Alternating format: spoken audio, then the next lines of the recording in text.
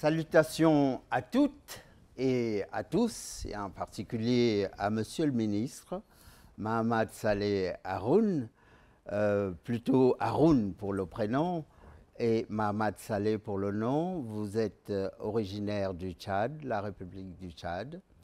Vous êtes né à Abéché, que vous avez quitté dans les années 80 pour un périple.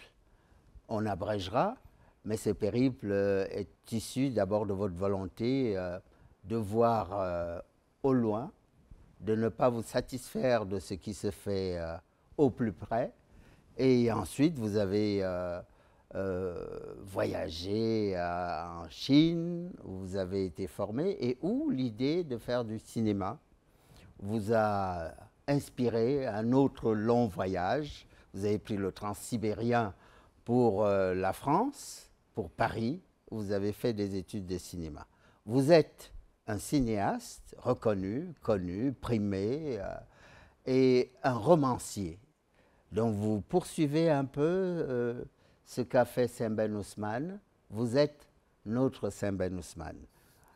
Plus que lui, si on peut le dire, vous avez aussi connu les responsabilités ministérielles, puisque vous avez été ministre de la Culture de la République du Tchad. Vous avez donc une multiple expérience.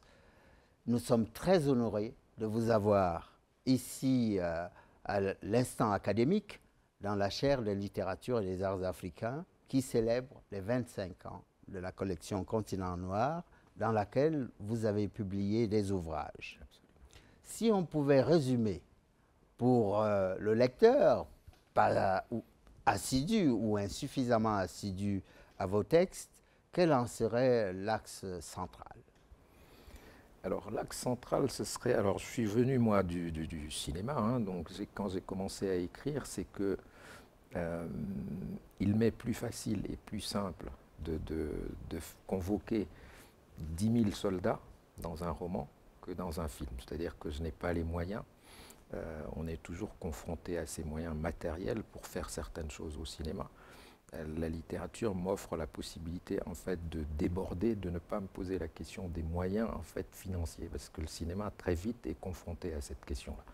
Donc première chose, mais ce que je fais aussi bien au cinéma que dans les livres que j'écris, c'est vraiment questionner notre propre responsabilité, parce qu'il me semble que pour avoir été colonisé et tout ça, il y a souvent un discours prégnant qui rejette une forme de responsabilité sur les autres. Moi, ce qui m'intéresse, c'est en quoi je suis responsable à un moment donné d'un malheur qui m'arrive. Cette question-là, pour moi, elle est un moteur, en fait. Elle permet un peu d'avancer.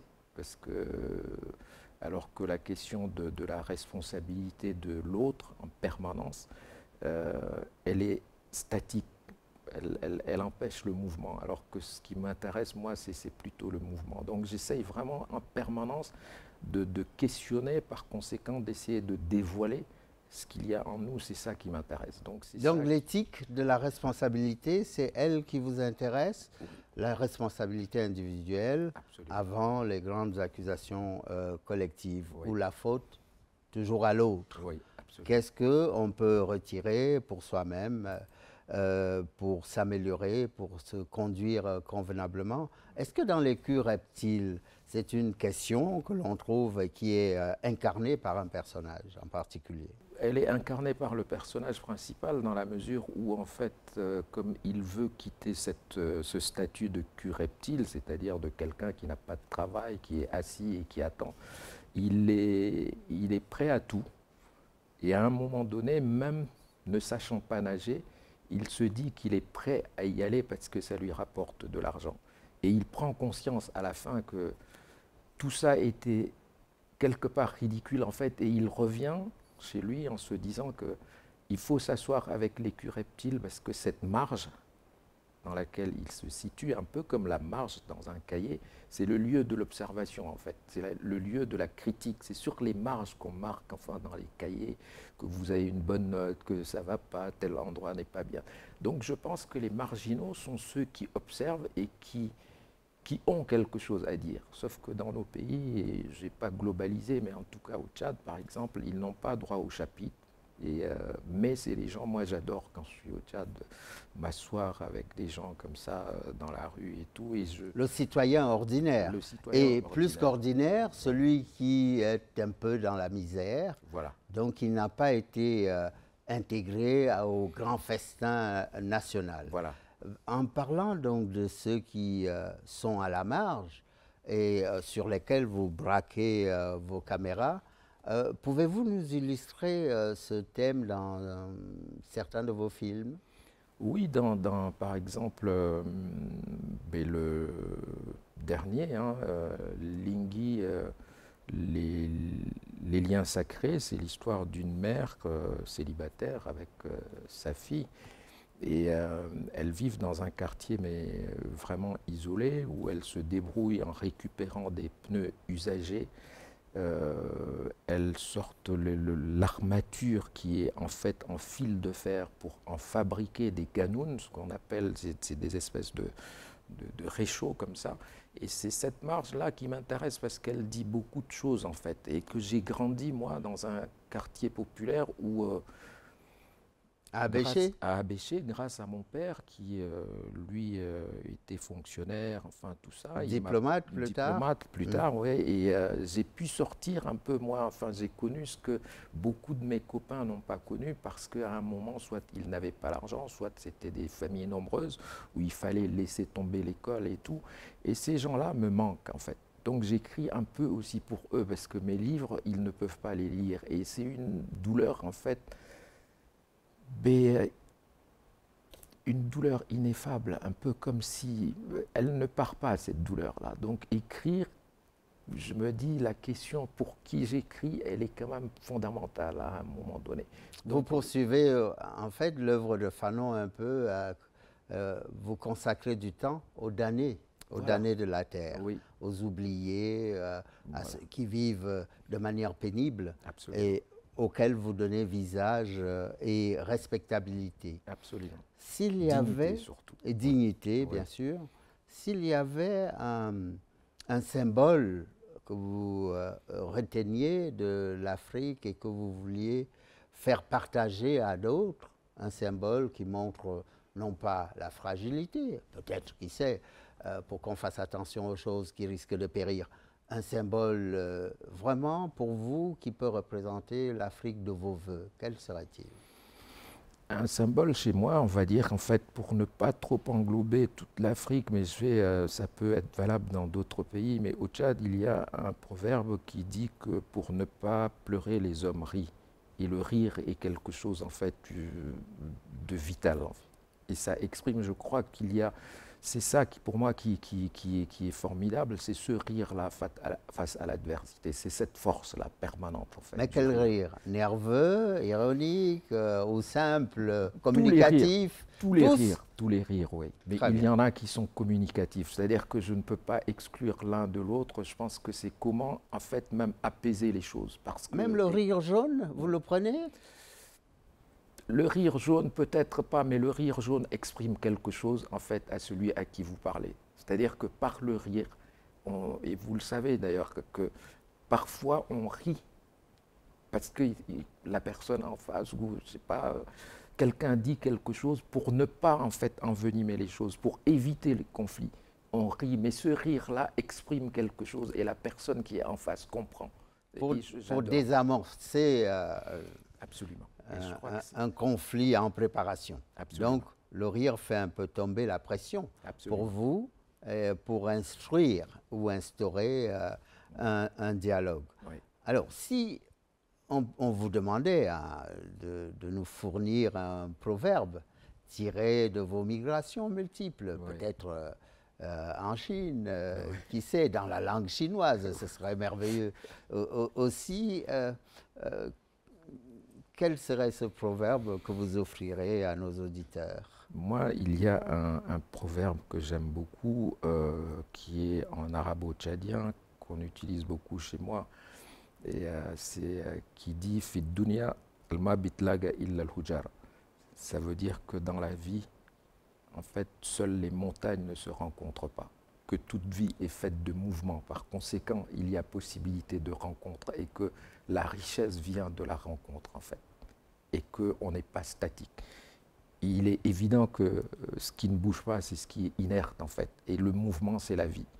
Et par conséquent, je suis assez étonné aujourd'hui que le mouvement, qui est le propre de l'homme, pose problème en fait dans certaines sociétés. On voudrait cantonner les gens à leur espace alors que la vie n'est faite que de mouvements depuis le commencement de l'humanité. Et je vous parle d'un lieu qui s'appelle le Tchad où en fait on dit jusqu'à preuve du contraire scientifiquement que le premier hominidé vient du Tchad. Toumaï. Ouais. Et que donc tout le monde est africain. Donc Toumaï était peut-être le premier migrant. Voilà. Avant d'arriver. Voilà. Donc vu du Tchad, oui. Tout le monde est immigré en fait. Donc c'est un peu ça la philosophie. J'aime beaucoup ce proverbe. Voilà. Entre le cinéma et la littérature, quelquefois, est-ce que votre cœur balance? Oui, il balance un peu parce que je suis quand même en fait, le cinéma, je l'ai commencé par une sorte de trauma en fait. J'étais au cinéma pour la première fois à l'âge de 8 ou 9 ans. J'ignorais tout du cinéma et pour la première fois, j'ai vu des images animées sur grand écran. Ça a été impressionnant, ça a été magique, ça a été merveilleux. Et j'ai vu un film bollywoodien, comme on dit, de Bollywood, un film indien. Et à un moment, il y a eu le gros plan d'une très belle actrice, une très belle femme indienne, qui souriait et j'ai cru que ce sourire-là m'était adressé. Et ça a commencé comme ça, c'est cette image-là. Donc elle est, mon cœur penche de ce côté-là parce qu'il y a cette image fondatrice de quelque chose, alors que la littérature est arrivée par accumulation, en fait, par une sorte de culture qui a duré pendant longtemps. Et donc oui, j'ai un petit faible pour le cinéma.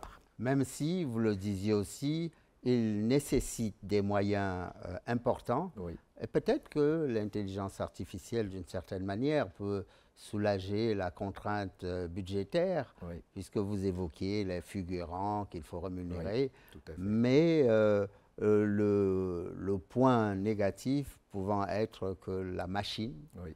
se substitue progressivement à l'humain. Et oui. là, c'est aussi un fait. grand risque. Tout à fait. Mais ce qui est bien aussi, c'est que je me fais un peu... je me trouve une raison parce que je trouve qu'il faut agir en tant qu'artiste un peu comme un cuisinier. Moi, j'adore cuisiner, je cuisine beaucoup et en fait, il faut faire avec les moyens dont on dispose.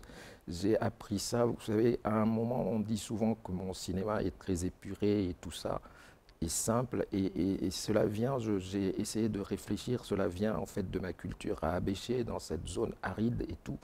Il y avait une pauvreté assez forte comme ça. Et au marché, je me souviens on vendait tous les condiments, on les regroupait dans un sachet et on les vendait pour qu'en fait, on puisse juste mettre ça dans de l'eau bouillante et ça faisait une sauce. Et cette idée que vous n'avez pas d'entrée, vous n'avez pas il n'y a pas de fioriture en fait. Il y a quelque chose, on va à l'essentiel. Et ça m'a nourri et ça vient de la cuisine. Je pense que la cuisine dit quelque chose de ce qu'on fait après.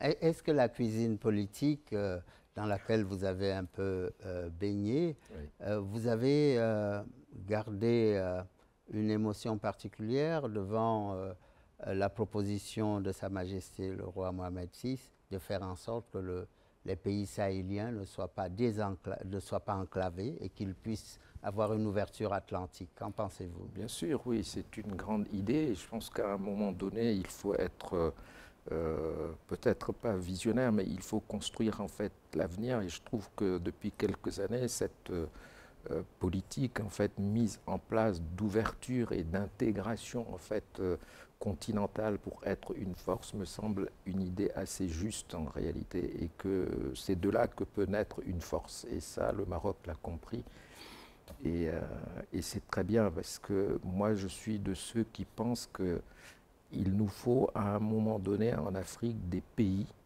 qui soient en fait des exemples. C'est par l'exemplarité et l'imitation d'un autre pays africain que et les uns et les autres peuvent La puissance continentale. Oui, voilà. Prendra place. Ouais. Je vous remercie, Monsieur le Ministre, cher écrivain et réalisateur. Merci. Bonne production et que les lecteurs et téléspectateurs et cinéastes suivent vos productions. Merci beaucoup, Eugène. Merci.